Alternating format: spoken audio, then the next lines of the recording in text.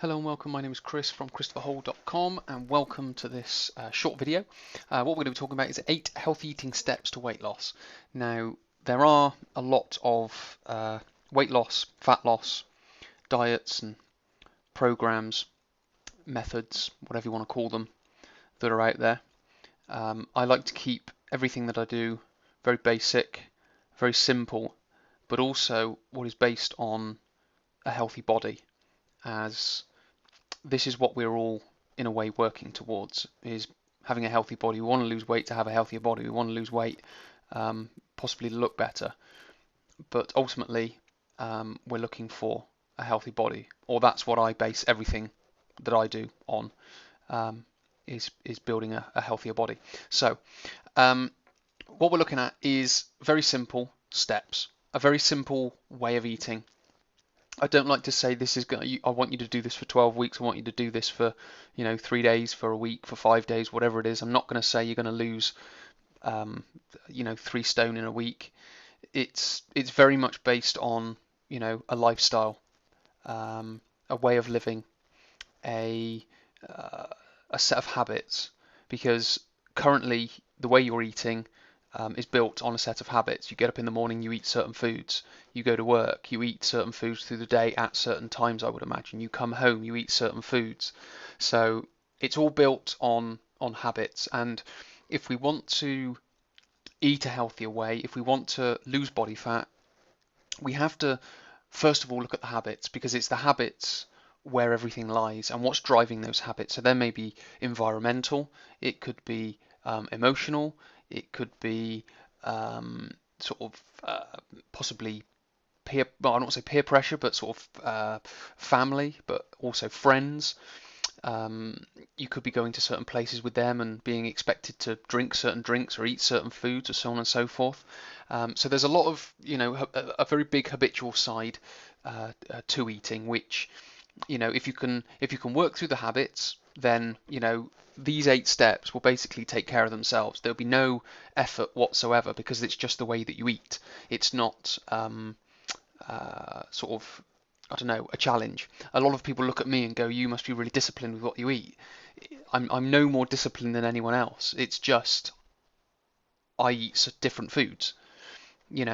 Someone else is just as disciplined as I am with different foods. It's that simple, and it's getting into that sort of mindset or frame of mind that will help you eat a healthier way. Is just eat different foods. Don't think about it. Don't think it as good or as bad. You just eat these foods.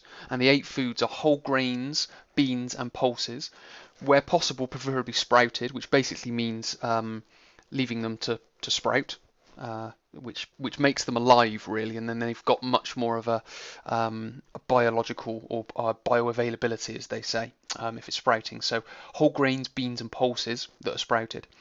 Green vegetables. Green vegetables, if you look through, I don't know, a breakdown of what's in them, generally it's every single vitamin, every single mineral that you would want, and especially most important one is chlorophyll. Chlorophyll, if you look at the molecular structure of it, it's very similar to the blood, apart from the center atom.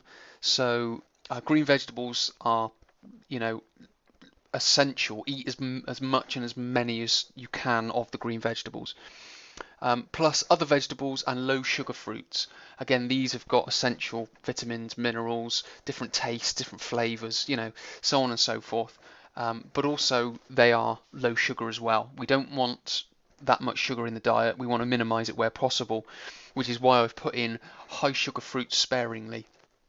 Apples, oranges, bananas, they are high sugar fruits, but they can be used sparingly as desserts, as treats, so on and so forth. Don't make them the staple part of your diet, because the sugar is, although people call it natural sugar, it is sugar at the end of the day, and it will metabolize in the same way as possibly any other sugar, but may not have as bad of an effect, but it will have an effect.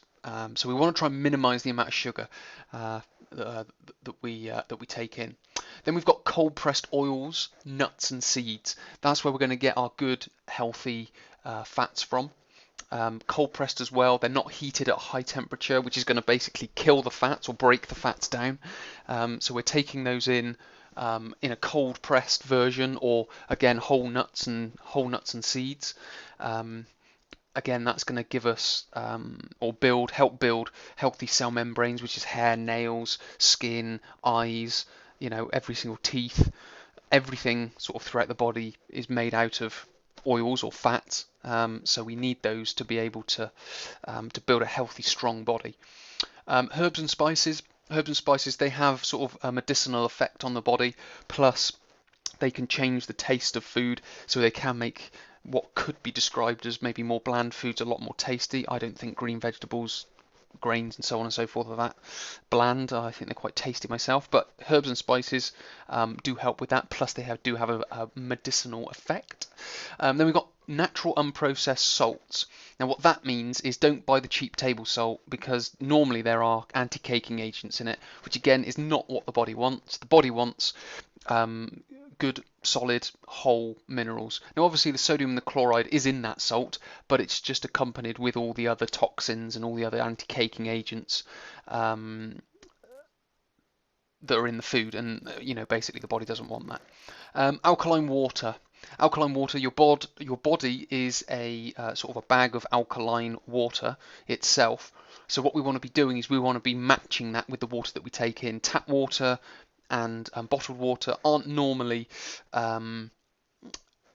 as good, but if you can get alkaline filters, if you can get reverse osmosis, if you can get sort of ORP, which is oxidation reduction potential filters, then that's only going to improve the water that you're drinking. But obviously, don't stop drinking tap water or bottled water, because it is better than nothing. It is better than coffee. It is better than tea. It is better than alcohol, fruit juices, so on and so forth.